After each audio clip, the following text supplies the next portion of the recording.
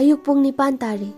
Salai kanba ahing phone da lai saba yaba saruraga ningai dena tumli. Bimola. Thadoi. Tabro nangbo. Ma, tare. Naupa nupa dubu ngasi ahanba section hauba numini. Ngayak leiradi school bus laani. Mafi maro loisinba loiraba awana pamte yingbiruso. Mamasu sakse thidok piramage. School chappada khara chajakhinaba. Hoi ma, thidok piro. Sak saradi amu isau tawdurini. Sayaga aduga daga. Thadoi, salai kanbagi katamna kakhalai. Bungo tabro nangbo. School bus laani sak sanaba lao kumo. Salai kanba. Sia, ngaside school chalaroi. Tumsit phadreba. Ahing PUBG sanari kanda pung ama hela tume. Thadoi. Hojibak tumli malene. Pung nipan hele school bus laani. Papa hanjila adi nang bungang bi badaloi batare. Hogalo se. Anam kan badagi kalaba salai. Masena thong hango hari badu tasina daba makai. Mona makok tu khumjilaga tumnaba hotnari. Thadoi su maupabu kauba yaba kawi. Hogdokpa yaba hogdokli. Thongjin panda leptuna upai leitraduna mamagi manakta kitchen da sangai. Thadoi. Ma, bungodi thonglonjila tumhori. Phana hogdokpabu manada hapte. Bimola. Napa hanjila adi soidina isau tawrani. Pele da ko ay. Haibaga tawbaga sarat kitchen tamna sanglai. Sak loirabra mama. Office ka doini. Loire mon pa. Phare adudi thidol. Aisu piron honglaga kumage ko. Hoi. Nasanu padi school loisinba loikraba. Bimola amadi thadoi khumdringai. Machin yangba masanu pi yaima athoinu na khumlai. Bungodi tumba hogotri papa. Ngasai dai se sauna hogdokpaga khumdakai. Mafi loisinba sangi tawramba sarat masanu pa atomba. Salai kanbagi katamna kakhatki. Sarat masanu pagi ka yawbaga leplau lawba haurai. Lanjao achauba ama lakpa simangai. Sarat. Hai. Atomba. Pung kya tare hausise ha? Nang aina lan horo haibro. Hogolo. Thongse yam thuna hang. Salai kanba anam phana kanjarabasu miki laiki drabasu mapabudi aduki matik kije. Mapagi khonjel tabada phamungdagi fanjong thaduna mamai mamit tadaba makai school gi dress adu sesili. Salai kanba. Pa, hogole. Piro loisaliye lore. Kumage. Kaya dahiriba kadarno. Sarat. Kumlo ko sasat. Asi hairam laga sarat magi katamna mafi loisinba sangki. Loiraduna kisanda sangduna. Dining chair amada phamladuna masa kumlak pangari. Salai kanba. As siramnida. Asi haiduna brush tawdana school dress setpa loikraba salai. Bathroom da hobe sangsinduna brush tawthoi. Loiraduna kumai kisanda. Lao. Sak sarase. School bus laani. Aisu office ka duin. Hoi pa. Salai. Khoidau sauningbadi poi. Tumsit phadabagi amadi school namdana kagadawre haibagi. Adubu mapabudi kibanina uthokte. Mapaga puna sak saminaba loiraduna tande mande thoktuna salai school bus lakpa ngari. Salai kanba minute 10 muk ngairaba matung school bus adu salai kanbagi manakta khamlakle. Driver tomso. Lao kakhalo. Hoi kaka. Mairaba. Oi, good morning. Sarang tem sagai gi sendrang manba. Mairaba salai kanbagi luna tinajaba marumni. Class 8 gi loina rakpani. Ngasi phauba mabani tatna thana yadraba marumni. Salai. Kadai de good morning no. Khonthi morning ni ngasi di. Mairaba. Kailu da bathabak tawre. Sak phajaba. Salai. Ho tumsi phada bai tumikan papa na lanjau lakpadaw hogdore. Mairaba sana kho PUBG do. Phana thenglapok sana khini hayau dai ngara. Kusini nang chak pro. Mairaba chak ene he kare. Hot hot oire. Salai. Adudi kol on na ba ising se haijilake. Asi haiduna Mairaba amadi Salai. Khara ngangna karan khara tana school yore.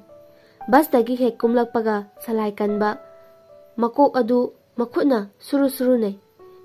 Ngasai makai Mairabaga karan taunaba phagi taunabada kauthokluraba mahaki tumsit phadabagi school chatningdabagi khoidau sawgatpa adu amu karomdagi no khangda haurai.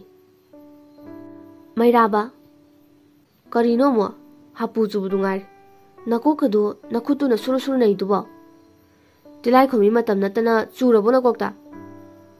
Salai horakano khoidau sawning mane. Mairaba yare se lao. Asi hairaga Salai bu makhut paiduna singboy kaiboi campus manung changlakli. Asum changlakpana second floor kakhalai. Kana leite hanna yengba natte. Anauba session hobagi nakanda leiriba class singdu yengna kakhalai. Salai bye mi bu ilak lakte da tawrisha. Asi haiduna chatpa hobaga class 11 section A dagi Nupi masa ama tholokpa aduda khangtheng thingzilui. Nupi ayoi ma sire. Makutta pairakwa paper khara leimaida taki. Mairaba e amuk wai thaluraba. Ahan ba session hobo numisida larki da hanna extend tholo tamkhrabwa. Bye paper khara tarise amta khungapyo. Matong khungat leire. Salai kanba kari suhaida Mana thomjiluba nupidugi mamang oirapna phamtharaga yam kakna. Oi, namitu dra. Mi kana lake yenga chalwa dra. Asi haiduna hekta nupiduda khatnaba hawjili. Nupi adugi masakti uba nate. Sairiba paper singdu nonthaduna khunbanina. Nupi thingjinbana mana thingjilaklaga namitu udra mi yenga chalu kainaga. Onthokna hawkhidrda khondalakta se. Haiduna matomta khanduna paper singdu khunjili. Salai khulau khone class thirukhiye. Masi haiduna Mairabaga punna chatki. Nupi dusu paper singdu khunba loiraduna ground floor tamna kumtharaktuna mamanabi ngairi. Ngaihaki matung nupi aduna ngairiba mamanabi Thoibi yauraktuna mataroibu harau kaurei. Thoibi Laiza ai ngairamira aidi aina oina nangai khalaga haiduna nokfe tawrei. Laiza lao sangase ngasidi ai iyam kai kaino session hawa numisida maithakta ne padang tawiduna. Laiza session hawa numisida yam kakpa mi ama thingnarure leitre khukakti Mahabali deinan thorakpa yongsoi oiramni yam chagatnaramni yam kaamni masak udrasu wangangdu yade. Masi haiduna Salai kanbaga thengainabai wari adu mataroi Thoibida tamduna kakhalai. Asumna ngaihaki matung pung 8 makhai tarakpada bel khinglai. Satra satri makhai assembly hall duda tillare. Oza makhai su tillare. School gi principal tholaktuna assembly hall dugi stage tamna kakhalaktuna session hobagi wahai khara hairi. Loiraduna morning prayer hongnaba haiduna Satra maraktagi kauthorai. Principal class 12 ki head boy Salai kanba prayer hauraro. Salai mong hada lakpana stage adu karakle. Aduga sor asangba ama hondoklaba matung saithokiba wakhal pumna makhomjingduna ngaihak tumina leplaba matung morning prayer haurari. Laiza Thoibi Kuningna thinduna tapna kauri. Thoibi tapna kaidorgi Laiza asinupasine ngasai engonda thingjilaga mana asum sara sakibado makholsida khangaine. Thoibi o asisine akhoi school gi head boy orise nangdi hadakda nauba school sida tamlakpanina khanglar. Laiza head boy oire kaina kakliba haiduni ne mai sedudia. Thoibi yam jambani he mangaw yam thibane school sida masak phajabada hainarine satrana yam ngawnabane. Laiza phajare yam ꯀꯥꯛꯏꯕ ꯁꯛꯁꯤꯒ ꯃꯍꯥꯕꯂꯤꯗꯩ ꯅꯥꯟꯊꯣꯔꯛꯄ ꯌꯣꯡꯁꯣꯏ ꯑꯣꯏꯅꯤ ꯃꯁꯤ ꯅꯨꯄꯥꯁꯦ꯫ ꯑꯁꯨꯝꯅ assembly ꯂꯣꯏꯔꯗꯨꯅ class ꯃꯊꯪ ꯇꯧꯔꯕ ꯃꯇꯨꯡ session ꯍꯧꯕ ꯑꯍꯥꯟꯕꯅꯤꯅ ꯁꯨꯇꯤꯁꯨ ꯉꯟꯅ ꯊꯥꯔꯔꯤ꯫ ꯁꯨꯇꯤ ꯊꯥꯔꯗꯨꯅ ꯁꯥꯇ꯭ꯔ ꯁꯥꯇ꯭ꯔꯤ ꯃꯈꯩ ꯊꯣꯛꯅꯔꯛꯂꯤ꯫ ꯊꯣꯏꯕꯤꯅ ꯗꯥ ꯁꯂꯥꯏ, ꯗꯥ ꯃꯩꯔꯥ, ꯁꯂꯥꯏ ꯀꯟꯕ ꯃꯩꯔꯥꯕ, ꯑꯦ ꯊꯣꯏꯕꯤ ꯅꯪꯁꯨ ꯉꯁꯤꯗꯤ ꯑꯗꯨꯝ ꯀꯥꯍꯧꯔꯕꯣ? ꯊꯣꯏꯕꯤ ꯍꯣꯏ꯫ ꯁꯂꯥꯏ ꯊꯣꯏꯕꯤꯒꯤ ꯃꯅꯥꯛꯇ ꯂꯦꯞꯂꯤꯕꯤ ꯂꯥꯏꯖꯕꯨ ꯎꯔꯦ꯫ ꯁꯂꯥꯏ ꯊꯣꯏꯕꯤ ꯃꯥꯗꯤ ꯑꯅꯧꯕ꯭ꯔꯥ? ꯍꯣꯏ ꯃꯥꯅꯦ, ꯃꯤꯡꯅ ꯂꯥꯏꯖ ꯀꯧꯕꯅꯤ ꯗꯥ ꯁꯂꯥꯏ꯫ ꯑꯣ ꯑꯗꯨꯗꯤ ꯊꯣꯏꯕꯤ ꯑꯩꯈꯣꯏ ꯑꯃꯨꯛ ꯆꯠꯂꯒꯦ, ꯕꯁ ꯀꯀꯥꯅ ꯉꯥꯏꯔꯝꯃꯅꯤ꯫ ꯑꯁꯤ ꯍꯥꯏꯗꯨꯅ ꯃꯩꯔꯥꯕ ꯁꯂꯥꯏ ꯆꯠꯈꯤ꯫ ꯂꯥꯏꯖ ꯀꯩ ꯀꯥꯟꯅꯗꯕꯗ ꯅꯊꯧ ꯂꯩꯇ ꯀꯩ ꯀꯧꯔꯨꯏꯅꯣ?